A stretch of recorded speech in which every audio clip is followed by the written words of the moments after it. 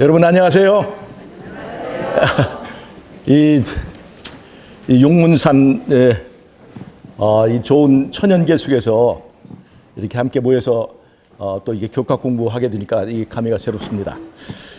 여러분 이번 기회의 주제가 요한복음이잖아요. 요한복음. 요한이 지은 책이 전부 5권입니다. 전부 5권. 요한복음, 그다음에 요한 1, 2서, 그리고 요한계시록 이렇게 5권인데 이 요한이 쓴 책에는 특별한 맥이 있습니다. 여러분 그 요한계시록과 창세기가 교차구조가 있다는 걸 잘 아시죠? 창세기 1장과 2장은 낙원에 관한 이야기가 있습니다. 그 다음에 요한계시록 끝에서 21장, 22장 두 장도 역시 낙원에 관한 이야기가 있습니다. 그래서 창세기의 그 낙원은 우리가 잃어버린 낙원, 그래서 신낙원 이렇게 얘기합니다. 그 다음에 요한계시록 두 장에 나오는 그 낙원은 회복된 낙원, 그래서 복낙원이라고 합니다. 창세기 3장에는요 뱀이 나타나서 인간을 죄로 유혹하잖아요. 그래서 뱀의 그 이야기가 나오는데 요한계시록 끝에서 세 번째 장, 즉 요한계시록 20장에는 그 옛뱀 곧 마귀오 사단이라고 하는 용이 잡히고 해결되는 얘기가 나와서 창세기 3장과 요한계시록 끝에서의 세 번째 장이 짝을 이루고 있습니다. 그 다음에 창세기 4장에 보면 두 제사가 나옵니다. 두 제사. 가인의 제사, 아벨의 제사 두 제사 나오죠. 요한계시록 끝에서 네 번째 장, 즉 요한계시록 19장에 보면 거기 두 잔치가 나와요. 그 두 잔치는 하나는 어린 양의 잔치, 하나는 새의 잔치. 그래서 두 제사와 두 잔치가 연결이 되게 되어 있습니다. 그래서 어떤 제사, 어떤 예배가 어떤 잔치와 연결되는지 구원과 그다음에 심판을 분명하게 보여주고 있습니다. 그래서 요한의 기별은 이 모세의 기별과 굉장히 연결이 되어 있고 짝이 되어 있어요. 그런데 여러분 요한계시록과 창세기가 이렇게 짝이 되지 않습니까? 근데 재미있게도 요한복음과 창세기도 그런 짝이 있습니다. 자 보세요. 창세기 1장 1절 어떻게 시작합니까? 태초에 하나님이 천지를 창조하시냐 그 얘기 나오죠. 요한복음 1장 1절 어떤 얘기입니까? 태초에 말씀이 계시니라. 하나님께서 창조하실 때 뭘로 창조하셨어요? 말씀으로 창조하셨죠. 그 말씀이신 그 하나님이 누굽니까? 바로 요한복음의 주제인 예수님입니다. 창세기 2장에는 아담과 하와의 결혼식이 있습니다. 결혼식이 최초의 결혼식이죠. 요한복음 2장에는 예수님이 공생애를 하시면서 맨 처음 시작할 때 맨 처음 베푸신 이적이 나옵니다. 그 이적이 어디에서 베풀어진 거예요? 장례식입니까? 결혼식입니까? 결혼잔치, 가나의 혼인잔치에서 예수님께서 첫 번째 이적을 베푸셨습니다. 즉 이 창세기 2장과 요한복음 2장은 하나님께서 결혼식을 축복하시는 그 내용이 짝으로 되어 있습니다. 여러분 잘 보세요. 놀라지 마세요. 창세기 3장 15절에는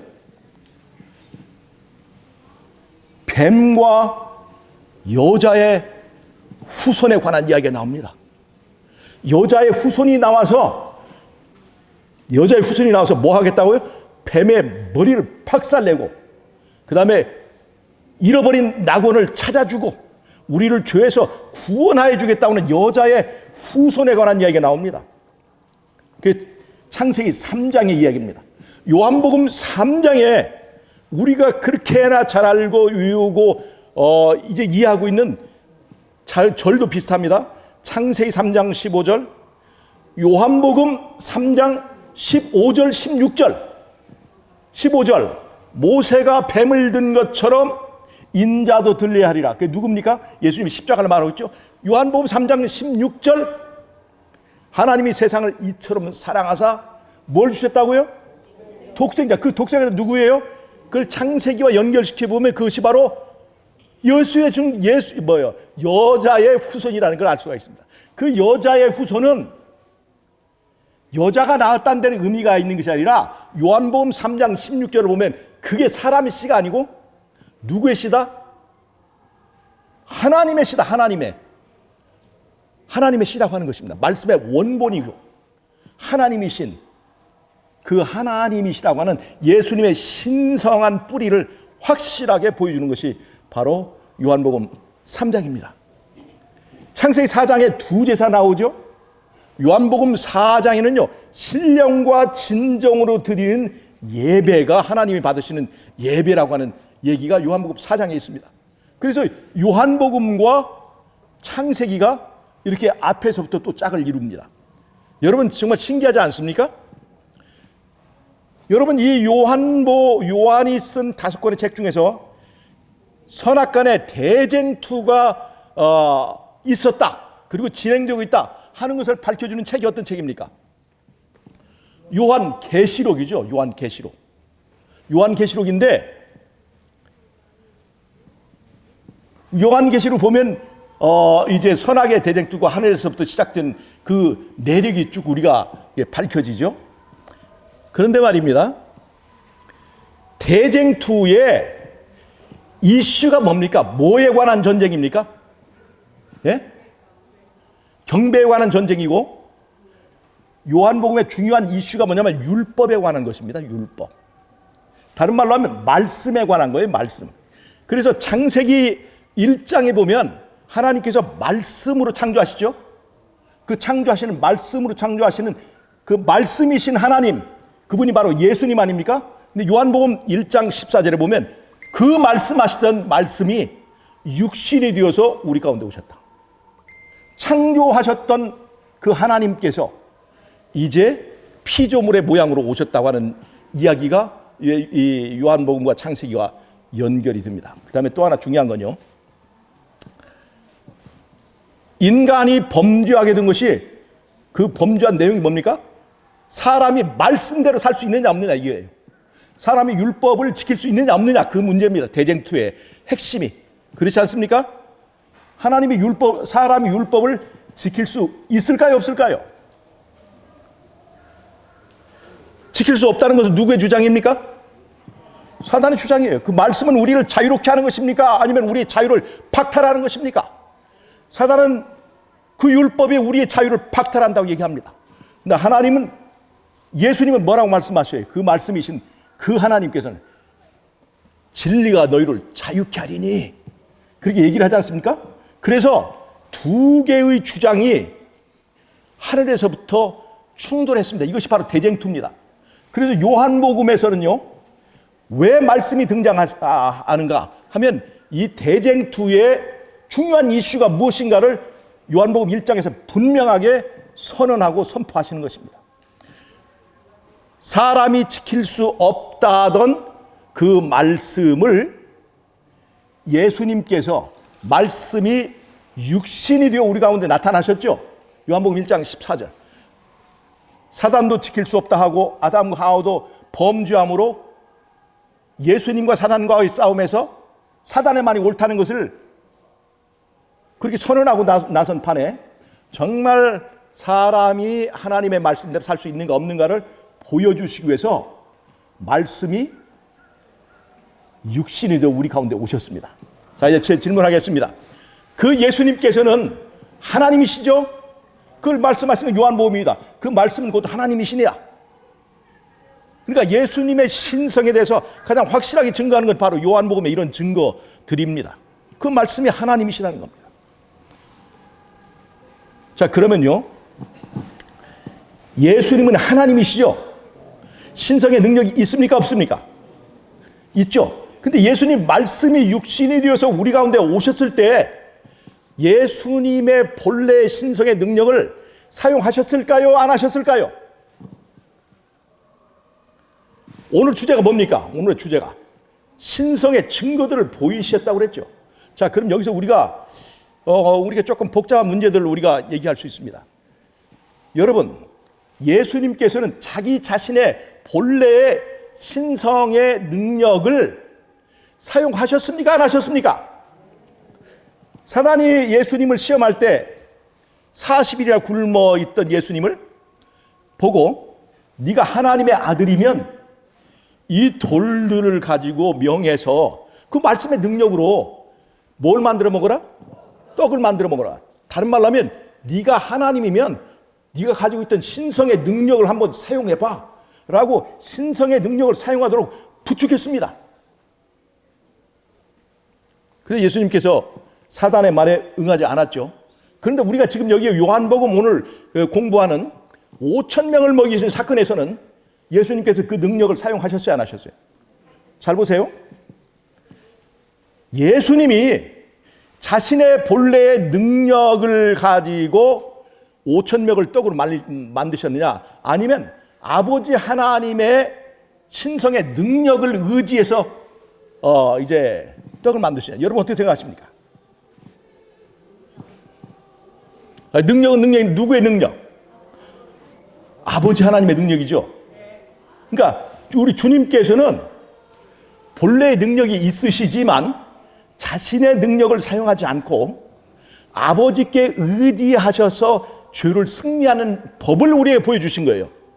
그래서 자기의 힘으로 5,000명을 먹이신 것이 아니라 하나님의 아버지 하나님의 신성의 능력으로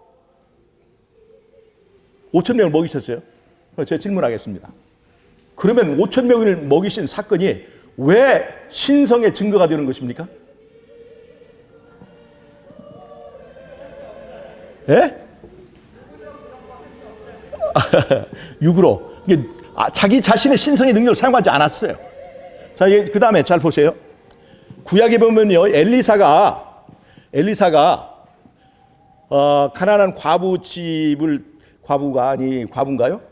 그 저기 선지자의 그 아내 빚진 그 선지자 아내를 그 가족을 돌보기 위해서 기름을 이렇게 부었더니 기름이 어떻게 돼요?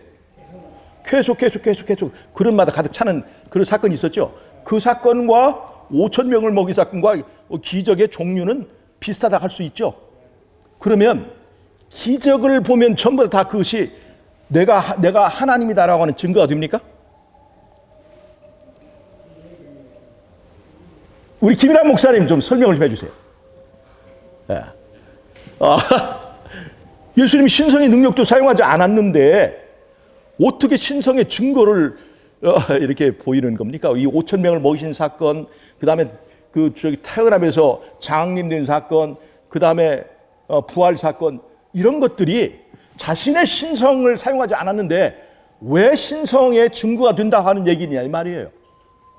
우리가 이것을 분명히 할 필요가 있습니다. 예수님이 만약에 자기를 위해서는 신성의 능력을 사용하지 않았다 할지라도 선교를 위해서는 신성의 능력을 사용할 수 있다 이렇게 생각하면 안 됩니다. 왜냐하면 예수님은 우리의 모본이기 때문에 예수님이 하신 방법처럼 우리도 할 수 있어야 돼요. 예수님이 아버지를 의지해서 아버지의 신성의 능력을 활용해서 죄를 이기고 그 다음에 이적을 행하신 것처럼 우리도 예수님을 믿으면 예수님이 가지신 신성으로 하나님 아버지와 연결되어서 우리도 그런 이적을 행할 수 있다는 겁니까? 없다는 겁니까? 그리고 실제로 그런 일이 있었습니까? 없었습니까? 구약에도 있었고 예수님의 제자들도 그런 일을 많이 행했습니다. 그리고 예수님께 말씀하셨죠?